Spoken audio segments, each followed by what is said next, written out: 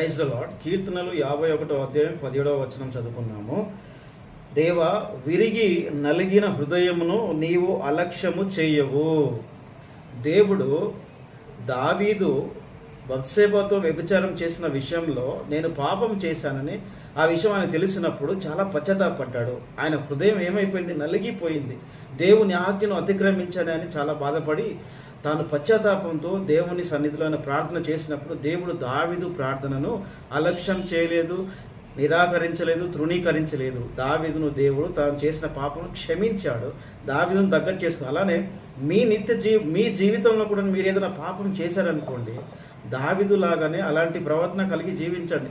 మీరు ఏదైనా పాపం చేస్తే దేవుడు మీతో చెప్తున్నప్పుడు, వాక్యం ద్వారా మీతో మాట్లాడుతున్నప్పుడు మీరు వెంటనే మీరు చేసిన పాపాన్ని మీరు ఒప్పుకొని అంగీకరించి మీ విరిగి నలిగిన మీ హృదయంతో దేవుని ప్రార్థిస్తే ఆయన అంగీకరిస్తాడు.